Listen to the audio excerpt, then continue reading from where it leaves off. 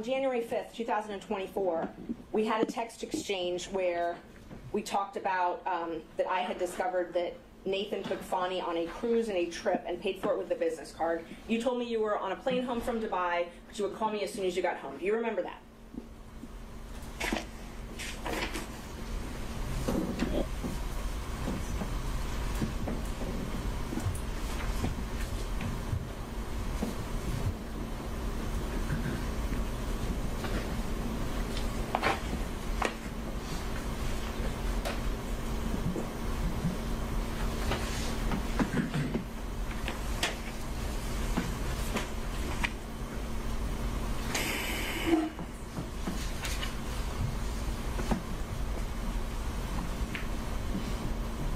So what I have is a text message from you saying, oh my God, Nathan took Fani on a trip to Napa and paid for it with his firm. Okay, continue reading. And you said, is he that dumb? And I said, wow, I'm on a plane from Dubai, land at 3. We'll call you as soon as I land. So that is accurate. That's what you told me. That I will call you as soon as I land, and wow? Yes. Yes, that is accurate. And then you told me that you weren't surprised because they took many trips to Florida, Texas, and California.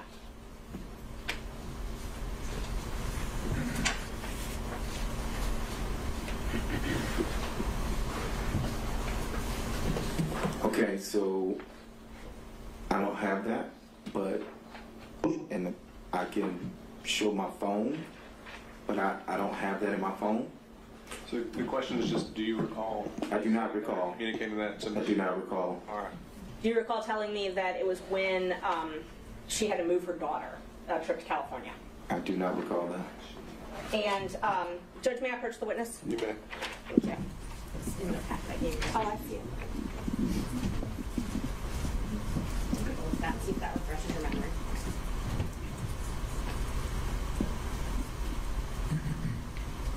Yes, I see this. Okay. Does that look like, does it refresh your memory? It does not. I mean, I see what's on the text chain, but you said this happened January 5th? I can tell you exactly what happened. There's no date and time stamp on that. Let's see.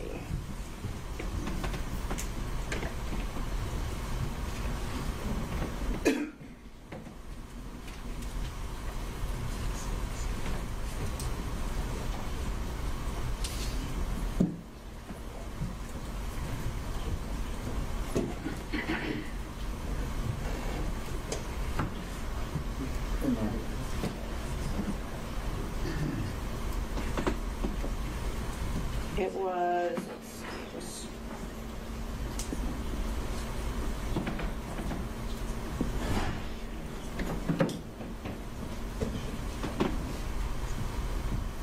I think it was January 5th. But just give me one. Judge, I just want to, on behalf of Mr. Wade, just to review the instruction again. We still don't To which question? To the current question, we still don't know the source of this information, whether it was privileged or how he obtained it. I'm wondering now if there's a timeliness issue on your objection, since he already, well, he said he doesn't recall. Right, So there's, he just gave the date. He didn't start answering. well, his question, or his answer was he doesn't recall, and his memory has not been refreshed. So I think it's time for the next question. May I approach the witness, Judge? Okay. Can I see what you're approaching the witness with? So is this the complete text chain? Yeah, it's the complete text chain. While they're looking at that, can I just ask you, did you delete any text messages? I have several messages in the phone with you. I've never deleted. I mean, there are messages about family and my health and things like that. You asked me to be on some panel. Yes. And so I think it's complete, but Well, no, my question was, did you delete any no, text? I haven't deleted anything. Okay. I have not. And I offered them to look through my phone earlier if they are welcome to. You never provided it to us. I said you The physical had it. phone, you never provided it to us. It's the only phone I have, Judge. Yeah. I understand and I don't want to keep popping up, but my concern, of course, is that these exchanges are just two lawyers gossiping about information. And I'm concerned about it coming into the record in this way. I understand impeachment is a thing, but if we could do it in a way that the substance of this gossip is not, that part is not impeaching, the contact is impeaching. So I don't think we've gotten to that point quite yet, Ms. Cross, but you can renew your objection if you think we have. So right now, the sole thing that Ms. Merchant is trying to do is hand him an object to refresh his recollection again. So we'll see where we get with that. And I don't have any way to download it. It doesn't remind me. May I, one Mr. thing? Shana. The court is a trier of fact. You're going to be able to determine whether something that has come in, if you choose to, is hearsay, whether it's admissible, whether it's relevant, whether it's impeachment. You're in a position that if it all comes in, but you reserve the right, or all parties reserve the right to object, we can deal with it. This is not a jury. We don't have to worry about the jury hearing something that it will no longer consider. All we're doing now, with all due respect, and I understand there's a process, the state doesn't want something to be heard. I object to that. They've repeatedly attempted to stop questioning. Your Honor can hear it all and then decide what is and is not relevant or admissible. We don't have to go through every single one of these. The only time you have to go through this is if it is in fact a communication, and it's a privileged communication, and an argument has to be made at that point as to whether or not it should be elicited or it is subject to being stated in open court. Otherwise, all of this could come to the court, and the court can then decide how it wants to treat it. That's a suggestion. I appreciate that, Mr. Sayam. I think it's certainly accurate that we could have an approach where if it's a close toss-up on an evidentiary question, we can have it all come in and sort it out later on the record. I don't think we've quite reached the point where I need to do that. I think we still have time to get into these, and it'd be my preference to keep the record as clean as possible and without questionable evidentiary issues. But we may get to that point. So the question from Ms. Merchant was to approach the witness and with an object to see if that would refresh his recollection to the last question asked. Yes. Now, I'm sorry, the state scrolled through it, so it's not right there again.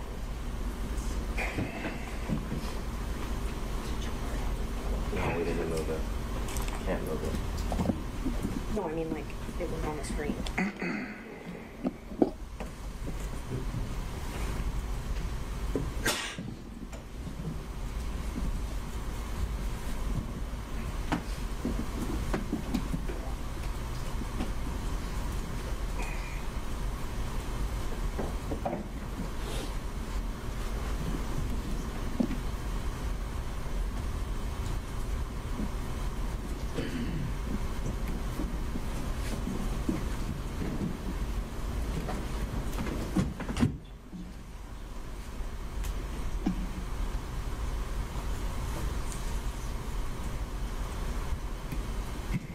Now I can't find it. So I'm going to move on to the next question that I actually can't find, and then I'll find that and come back to it. I sent you a statement and said, upon information and belief, Willis and Wade met while both were serving as a magistrate judge and began a romantic relationship at that time, and you corrected me and say, no, it was in municipal court. Is that correct? I think that's pretty accurate. And is that based on your personal knowledge? Well, what question, was it municipal court or when they first met, or? My question was, is this accurate? Upon information and belief, Willis and Wade met while both were serving as magistrate judges and began a romantic relationship at that time. And you wrote, no, that it was municipal court. Okay. So I answered. Mr. Bradley, just a second. Mr. Chopra has risen. All right. Your Honor, I do have one purpose here, and that purpose has now been met. Any information that Mr. Bradley may possess would in fact have come from his representation of Mr. Wade. This falls within the purview of his divorce proceedings, which, as we testified earlier, commenced in December of 2018. there's no pierce or shield associated with it, and so we would say that under Rule 1.6, we should not be compelled to give any further information. Okay, and as we discussed about before the break, Mr. Chopra, if I ruled earlier this morning that this witness is going to be directed to respond to any question to the extent it falls outside of attorney-client privilege and only attorney-client privilege, meaning 1.6 is not going to bar his testimony in this case, what would be your response then? Then Mr. Bradley would have to consistently assess on his own, unless I'm jumping up and objecting for him, whether or not this came within his knowledge based on his representation. And I can say based on the phrasing of the question from Ms. Merchant, it would in fact come within information obtained from his partner client at the time associated with the activity in question. All right, Mr. Evans, same issue? I just want to reiterate that it's a compound question anyways, that it sort of needs to be separated out, but it's still based, we just renew the objection that it's still based on gossip, either gossip or privileged communication. He doesn't ever cite the source of where any of this information is coming from, so I just wanted to make that objection. Okay. Judge, as far as privilege, any privilege objection, it's been waived, particularly for this issue because Mr. Wade He did testify on this subject. testified on this subject. Well, he didn't testify as a communication with his attorney about any subject. He testified factually about what trips he took and events that occurred. He didn't testify, to my recollection, about any communication with his attorneys. But he testified about the subject matter of the question that was just asked, which was when apparently they first met. Furthermore, Judge, my client wasn't privy to that testimony. We have been under subpoena and therefore under the rules, so we do not know what was or was not testified to.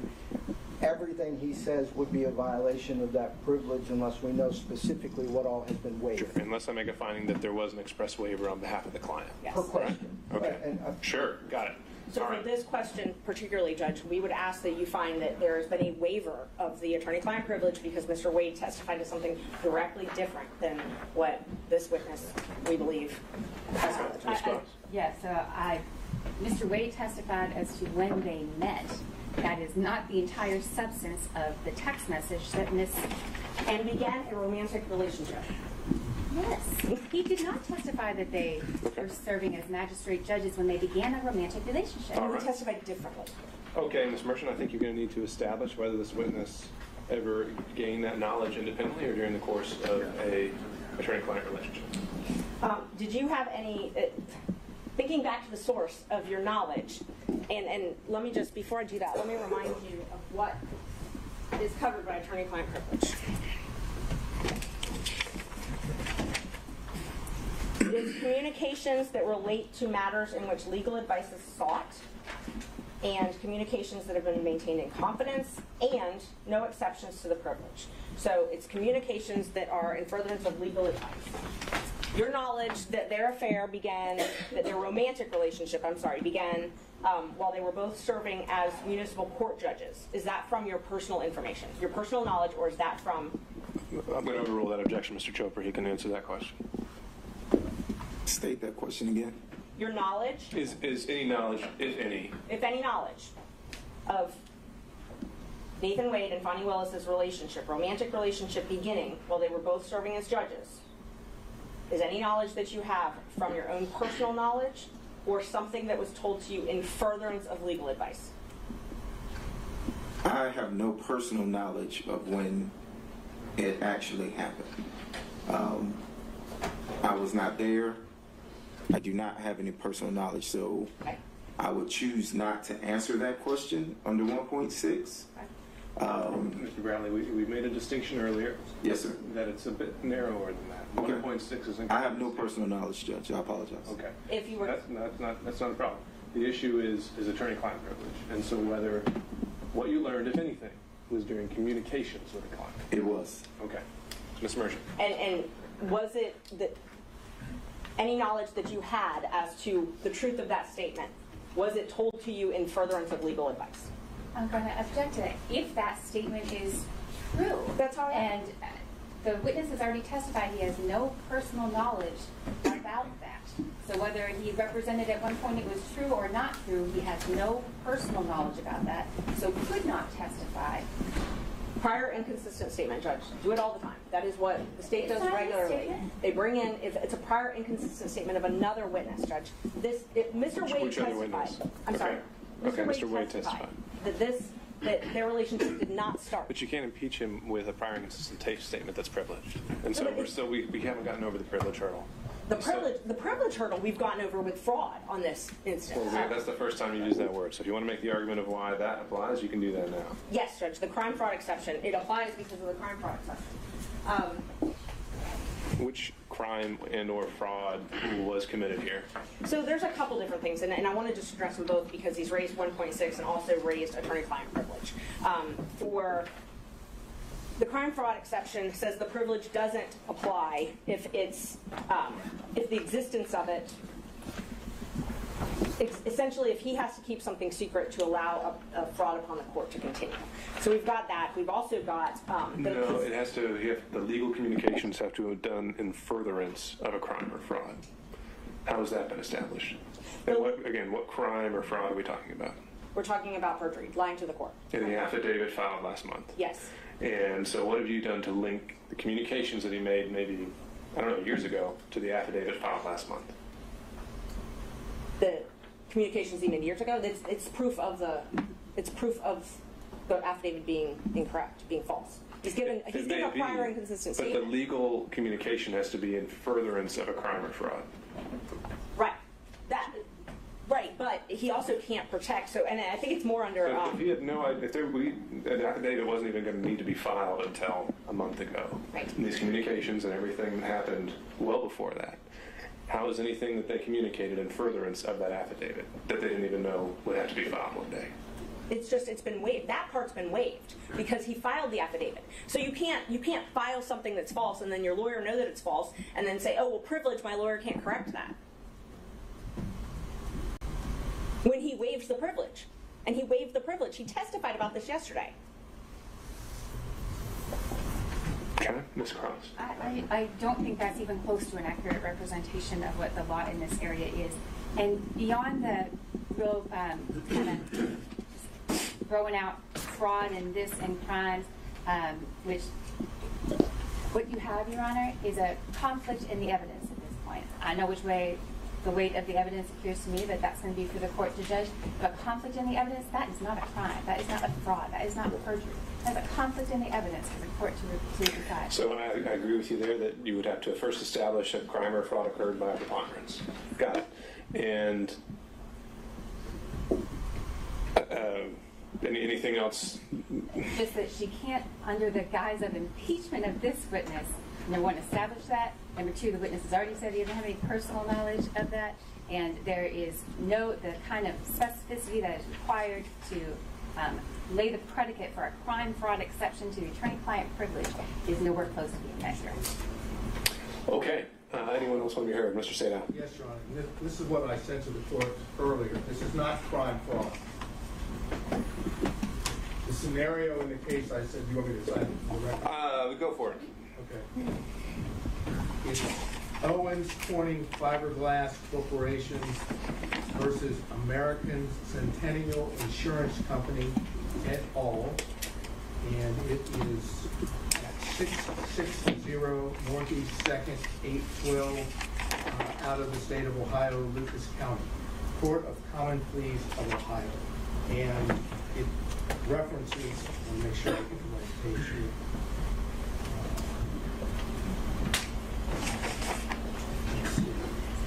I think it's page 256. The point in the case, or the holding in the case, is if the party or witness chooses to testify falsely, and our position is that Mr. Wade testified falsely when he claimed the relationship did not begin until 2022, that if there are attorney-client communications in which the same individual witness has told his attorney something contrary to that, inconsistent with that, here that the relationship, the personal romantic relationship between Mr. Wade and Ms. Willis began prior to November 1st of 2021, which would be the day that he was hired. That if that communication took place, that is the attorney communication, that the fraud upon the court is Mr. Wade lying under oath about the starting date, and the attorney-client privilege under those circumstances for that material fact is pierced, and the attorney may be forced to testify to the contrary or inconsistent statement so that the fraud on the court no longer holds. In our situation, that is precisely what we are trying to do. If this witness's testimony, again, and the court may have to hear some of this ex parte in camera to determine, but if this witness is able to testify that Mr. Wade told him, under whatever the circumstances may be, that the relationship with Fonnie Willis began before November 1st of 2021, then we know from what the witnesses testified to Mr. Wade that he lied under oath to the court, and that's a fraud upon the court, and the attorney-client communication that specific matter is pierced and needs to go into the record. Now, how best to do that? The only way to do that, if it's not in writing, and apparently it's not, is for the court to hear in camera, ex parte, what the communications were that are sought to be kept privileged. If the court deems that it is not inconsistent or contrary to what's testified, then you wouldn't pierce the privilege. If, on the other hand, this witness honestly, that is, now we're talking about Mr. Bradley, actually testifies to what he has told in text messages to Ms. Merchant on behalf of Mr. Roman, that he absolutely knows that the relationship started before November 1st of 2021, then he's testifying that his client took the stand and lied under oath and therefore did a fraud upon the court. So my request is, in this regard, the court's going to have to hear from counsel, and that is the counsel for Mr. Bradley, and for Mr. Bradley to determine whether or not he actually said what he said to Ms. Merchant, and whether or not it was based on communications, whenever it took place, with Mr. Wood. All right, Mr. Sada, I understand. Thank you for clarifying your argument there. So I understand this fraud upon the cart theory, and what I've been going back and forth with Ms. Merchant on earlier was that, as I understood, crime fraud applied in Georgia was that the communications had to have been in furtherance of a crime. And to me, that presupposes the existence of a crime at the time, or the forming of one at the time of the communications. The theory you're putting forward is one where we go back in time and can reopen that box because it's now become relevant for something completely, potentially unconnected to the communications whatsoever. Is that fair? That falsity has occurred now by the very person who is attempting to use the communications as a shield to protect his lives. Okay. And when I say crime fraud, it's a fraud waiver, that's what Millich calls it, is essentially. Millich says that it doesn't offend the privilege to ask an attorney to testify to matters already freely discussed by the attorney and a client at another hearing or proceeding. Allowing a client to selectively waive and reassert the privilege as tactics suggests that the client is using the privilege as a sword and not merely a shield. So I think it was quite explicit that Mr. Wade never waived anything regarding to communications between him and Mr. Bradley. He was willing to discuss the subject matter, but he was never willing to get into communications that occurred between him and Mr. Bradley. So as to Mr. Sadow's point of this fraud upon the court theory, my question was going to be, has it ever been applied in Georgia? Well, the answer to that is, it does not appear to have been applied in Georgia. I cannot find a case in which it has been applied. The cases that I have, the case that I gave you plus the cases cited in there, are the only thing I've been able to locate. Although I think that the bar rules, if we want to go back to those, and I don't have it in front of me, that a lawyer should not allow his client to commit a fraud upon the court. Okay. And I think that, along with this, gives the court the discretion to do that. And the only way to make the record, even if the court suggests that this is the law that the court should apply, but even if the court disagrees, there's no way for there to be a record about it unless Your Honor does it ex parte in camera to determine the nature of the privilege, which of course Your Honor knows from earlier days is how judges can do it with the Fifth Amendment privilege. They can do it with any privilege as long as it's ex parte in camera. So what I'm asking the court to do, because when I get up, I'm going to ask you directly. I'm not going to go through this that's going on now, to find out whether or not Mr. Wade has ever told Mr.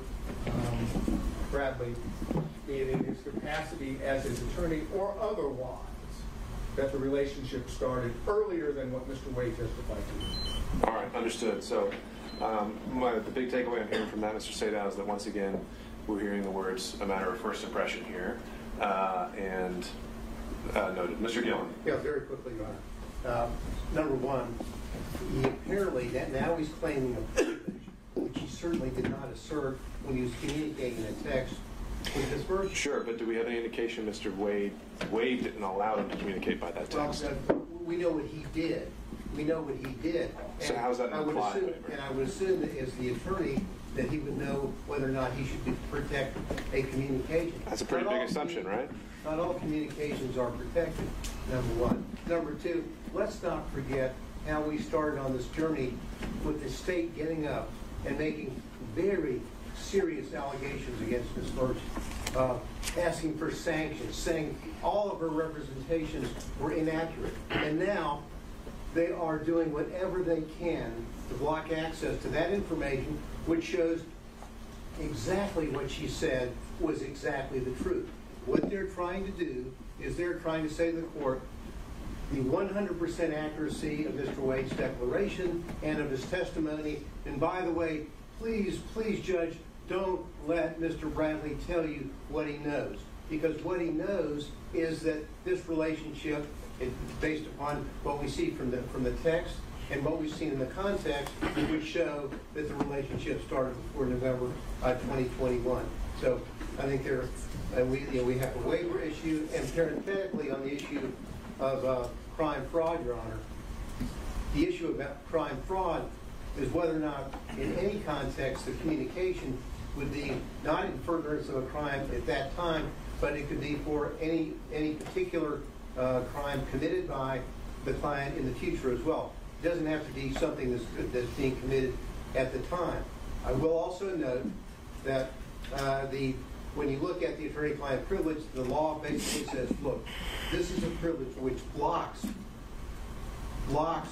evidence from coming in. And so in order to have that, they have the crime fraud exception, which is a very low standard once a prima facie showing has been made, which I believe has been done by Ms. Merchant. All right, let me clarify one thing, Mr. Bradley. When you testify to personal knowledge, does that include anything you may have seen, heard, outside of communications with a client? When you say you lack personal knowledge, does that include anything you may have seen or heard outside of communications with a client? And you can tell me if that question is horribly phrased. I can try again. You're trying to rephrase it for me, Judge? I'm sorry. Okay. When you say you lack any personal knowledge, Yes, sir. does that also mean that, and include anything you may have seen or heard outside of communications? Outside of communications with my client. Mm-hmm. That's correct. Okay.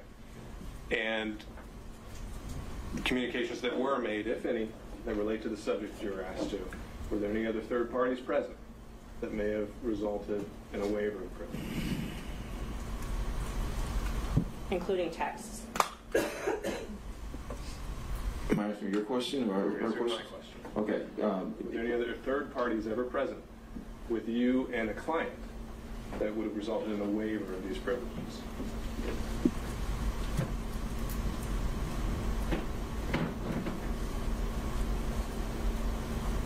No, Judge. I can't recall anybody being present. I mean, we ran an office. We had people around our office, but no, I can't say that there were other people present. All right. And did you ever receive any kind of a waiver from your client at any point?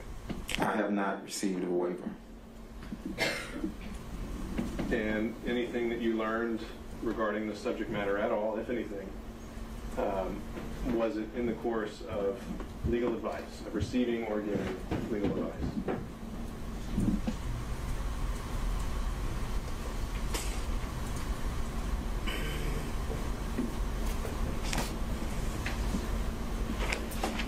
hard question, Judge, to answer because the advice was given, and then you have interaction. I mean, it wasn't, hey, this is for, to say specifically, this was for that, or I can't sit here and say that. So I don't know how to answer that question, Judge. Okay. All right. So I was given a case that may reflect the same proposition that was argued from its old case. It's Atlanta Coca-Cola Bottling Company versus Goss, G-O-S-S, 50 Georgia Appeal 637. Appears to be a 1935 decision. I've not had the benefit of jeopardizing it, so I can't say that certainly hasn't been limited or overruled. And looks like it's in reference to maybe head note number 2, at least from what I'm looking at on the computer, and language that is in the case, okay, is as to violations of law or commission of fraud, the protection extends only to communications after the act or transaction is finished. It does not cover communications respecting proposed infractions of the law in the commission of a crime or the perpetration of a fraud.